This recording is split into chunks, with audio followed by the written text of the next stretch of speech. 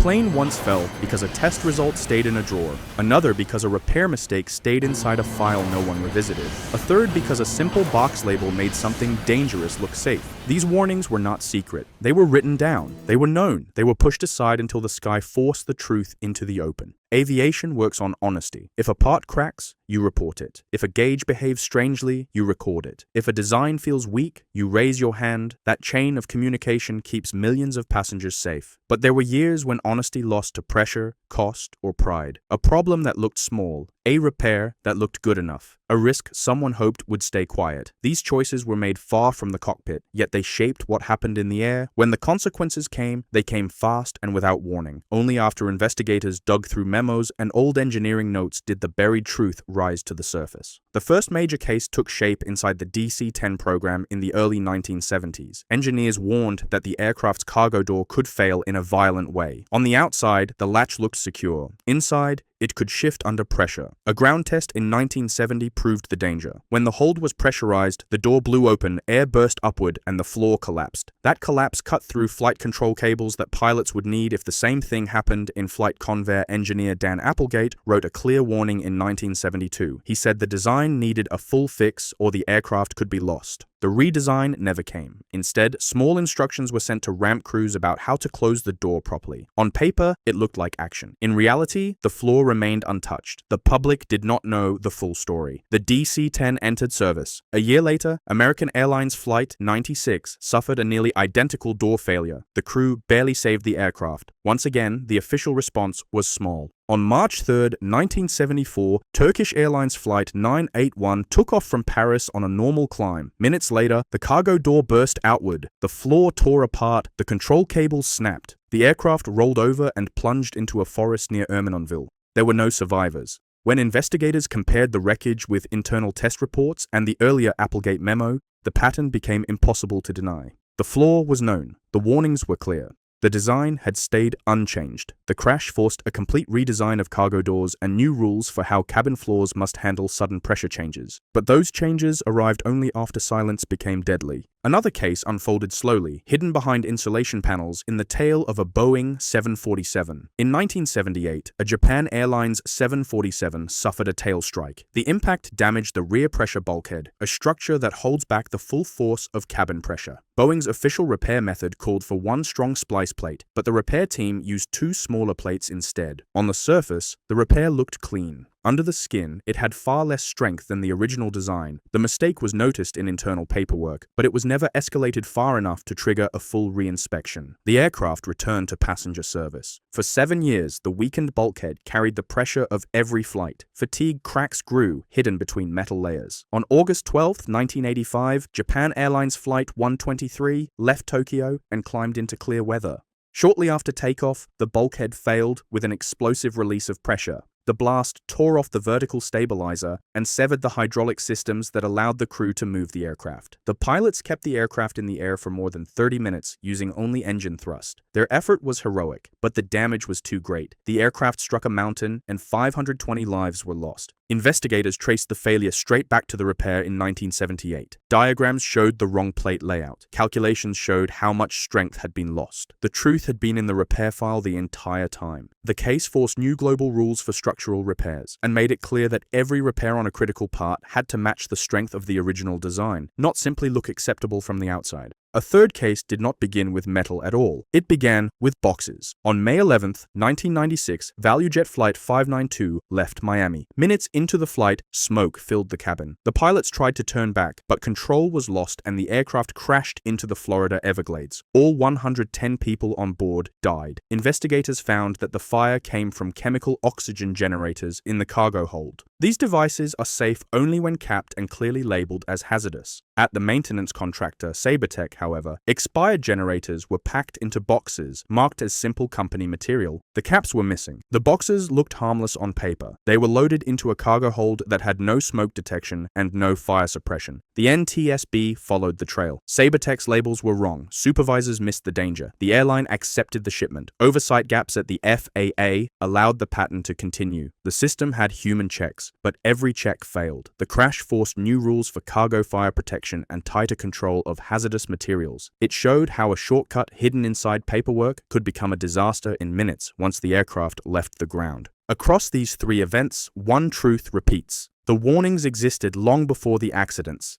They sat in memos, in repair diagrams, in packing slips, and in internal discussions. They never reached the right people in time. The pilots did not know, passengers did not know, and the system that was built to learn from every mistake had pieces of knowledge trapped inside quiet corners of the process. For years, the cover-ups lived in metal and paper, but aviation changed. Computers entered the cockpit. Automation began to share control with the pilots, and the next warnings were not written in memos or repair logs. They were written in code. They were invisible until the moment they took control. When computers entered the cockpit, the meaning of a cover-up changed. A weak bolt or a cracked joint left a mark you could see. A mislabeled box left a trail of paperwork, but software does not leave evidence you can hold in your hand. A line of code looks harmless until the moment it makes a choice the pilots never expected. In this new era, warnings did not hide in metal. They hid in logic that lived behind dark screens and quiet sensors. Digital systems brought huge progress. Flight control laws could smooth out turbulence. Sensor fusion could catch problems before the crew even noticed them. Automation could lighten the workload on long flights. But these systems also created a new blind spot. If a function was not clearly explained in training, most pilots had no way to guess it existed. They only knew what the aircraft told them, and the aircraft told them very little about what the software was thinking. When the warnings stayed buried in digital logs or internal conversations, the risks grew quietly until they showed themselves in the sky. One of the first events that revealed this problem happened on Qantas Flight 72 in 2008. The Airbus A330 was cruising normally above Western Australia when one of its air data units began sending faulty information to the flight control system. The computer interpreted the bad data as a sudden rise in the nose. To protect the aircraft, it commanded a sharp pitch down. The crew and passengers were thrown upward. Some hit the ceiling so hard they were badly hurt. The pilots pulled the aircraft back under control, only for the system to pitch down again a few moments later.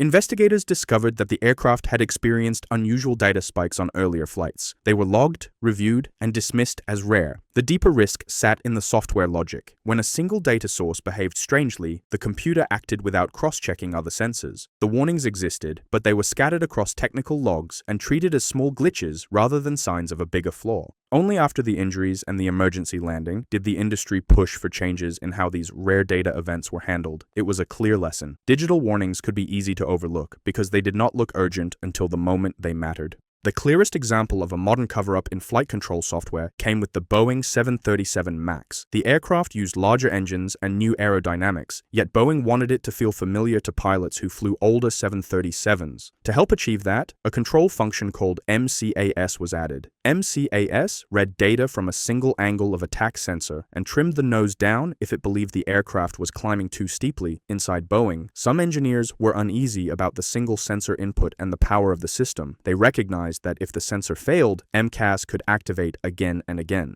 These concerns never reached the pilot training materials. MCAS was barely mentioned. Many pilots did not know the function existed at all. Airlines were told that moving to the MAX required only minimal instruction. Simulator training was viewed as a cost that might make the aircraft less competitive. Internal messages that later became public showed employees discussing how they handled regulators, how little some groups knew, and how they were working to avoid extra training requirements. The issue was not only technical, it was cultural. The goal was simplicity, and anything that suggested complexity was trimmed away. In October 2018, Lion Air Flight 610 took off from Jakarta with a failed angle of attack sensor. MCAS activated repeatedly. The crew fought the nose-down trim, but the system pulled harder each time the aircraft crashed into the sea. Boeing issued a bulletin that described a general runaway trim scenario, but it still did not explain MCAS in full. 5 months later, Ethiopian Airlines Flight 302 suffered the same pattern. The aircraft crashed and the world grounded the MAX. Only then did investigators reveal the full chain of decisions, the single sensor logic, the minimal documentation, the internal messages, the pressure to avoid simulator sessions. The truth surfaced piece by piece. It showed how a software function, described lightly and trained even less, could take control of an aircraft at the worst possible moment. Reforms followed. MCAS was redesigned to use 2 sensors. Its authority was reduced. Simulator training became mandatory. Certification rules were tightened, but even these changes could not change the deeper message. In the software age, a critical risk can hide behind a normal-looking flight deck. The pilots can be doing everything right while the system makes a choice they were never warned about. Even after the MAX returned to service, a different kind of silence appeared. It came from the factory floor. In January 2024, an Alaska Airlines 737 MAX 9 suffered a mid-flight blowout when a door plug panel came loose. The aircraft landed safely, but the incident alarmed regulators. Investigators found missing bolts in the assembly. Internal audits had raised quality concerns long before this event. Some employees had spoken up about rushed work and poor documentation. The pattern was familiar. Warning signs existed, but they did not lead to action.